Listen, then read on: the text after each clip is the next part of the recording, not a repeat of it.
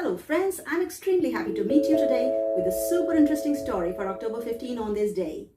October 15 holds a special place in India's heart. It is on this day that we touched the sky. On this day in 1932, J.R.D. Tata flew the first commercial flight of Tata Airlines, which we all now know as AirIndia. That's our story for today on this day. I'm Shweta Singh and I bring to you special events in business and economics that happened on this day in history. I'm extremely happy to share with you the story of AirIndia, whose parent company, Tata Airlines, was founded on October 15, 1932 and flew us around the world in style. The young 4-year-old Jahangir Ratanji Dadabhoy Tata was, in his own words, hopelessly hooked to airplanes the day he saw a plane land on the beach of a small town in France. Many years later, in 1929, he took his solo flight at the first flying club in India and earned the first flying commercial license. On October 15, 1932, Tata flew a puss moth carrying airmail from Karachi to Bombay. Tata Airlines flew its first domestic flight from Bombay to Trivandrum in 1938. All this time, it operated with hardly any government support, and it was the Maharajas of India who came to its aid. They not only provided facilities like the aerodrome or the hotel accommodation, but also gave lucrative consignments of pearls, mangoes, betel nuts, and even papad transportation. During the World War II, the airline helped the Royal Air Force in movement of troops, shipping of supplies, rescue of refugees, and maintenance of aircrafts. In 1946, Tata took the company to the public and renamed it AirIndia. In 1947, he submitted a plan to the Government of India to set up an international airline for India. The proposal was a government holding of 49%, Tata holding of 25%, and the balance 26% with the public. Air India was incorporated in 1948 and started its Bombay to London service in just 3 months. In 1953, government nationalized all Indian airlines and created 2 corporations. Indian Airlines Corporation for domestic services and Air India International Corporation for international services. It was abbreviated to Air India in 1962. J.R.D. Tata was retained as the chairman of Air India until 1978. There were continuous expansions and improvements all through the 50s. Air India inducted a jet in its fleet. Its first Boeing 707 was named Gauri Shankar, and it was the first Asian airline to induct a jet aircraft. By 1962, it became the world's first all-jet airline. In the following decades, Air India extended its international routes and gained a reputation for unmatched luxury. It can be easily said that the 50s, 60s and 70s were the golden years of Air India. It pampered its travelers long before Etihad Residency or Singapore Airlines did. From its fleet, to travel cabins, to onboard service, to in-flight dining, to air hostesses reflecting finesse and professionalism, in those times being an Air India air hostess was a matter of repetition and envy. Air India just led the field. It was a pioneer for all other airlines of its time, like the Singapore Airlines, Thai Airlines, or Cathay Pacific. Singapore Airlines had collaborated with Air India to learn world-class service standards. Another interesting incident happened in 1955, when the Chinese Premier Zhou Enlai was to travel to Indonesia for the Non-Aligned Movement Conference.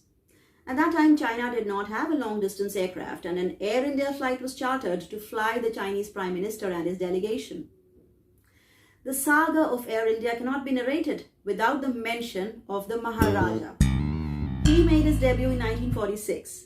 It was conceived by S.K. Kuka, commonly called Bobby Kuka, the commercial director of Air India.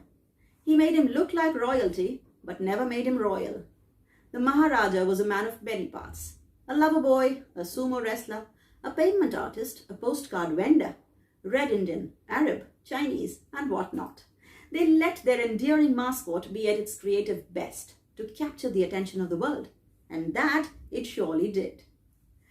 Reached 1990 and Air India achieved a feat which made it enter the Guinness Book of World Records. It was the evacuation of 111,000 Indians from Iraq and Kuwait in 1990 during the Gulf War. Air India flew 488 flights over 59 days, and it was the largest evacuation carried out by any civil airlines in the world. Until 2005, Air India was a profit-making airline, but the rise of low-cost domestic carriers took their toll. Air India also started a low-cost carrier, AirIndia Express, in 2005 to provide convenient connectivity to short international routes. Currently, its headquarters are in Kochi. Indian Airlines and Air India were merged together. It was done to make the management more efficient and also to satisfy the requirement of a global alliance like the Star Alliance, of which Air India was to become a part of. The association with Star Alliance was to enable seamless travel to over 1,300 destinations for its passengers. But the merger marked the beginning of a downward spiral for Air India. The reasons were numerous. Air India was slow in modernizing its fleet. There was widespread corruption and poor management, which left Air India struggling. The government policy of promoting private airlines at this point also proved to be catastrophic, since Air India lost many profitable routes. In 2013, when the government had lifted restrictions on foreign investments, Tata's re-entered the aviation sector, along with Singapore Airlines, and started Vistara, a joint venture with Tata's holding 51% and Singapore Airlines with 49% stake. It was almost homecoming for them. In the past few years, the government has made repeated attempts to privatize the failing airline. In 2018, an attempt was made, but no private airline showed interest in buying the 76% stake of Air India. It would have required the buyer to take on a debt of $4.7 billion. In 2019, the government decided to sell off 100% stake of Air India with the reduced amount of debt. The proposal came out in January, and the last date for submission of expression of interest has been now extended to 30th October in view of the present situations. Now the sale of Air India looks difficult because of the post-pandemic strategy of most firms to conserve cash. On the top of it, aviation sector is among the worst hit. Indian airlines industry is expecting a fall in passenger growth rate by 20 to 25%. So the logical step might just be to wait out the bad phase.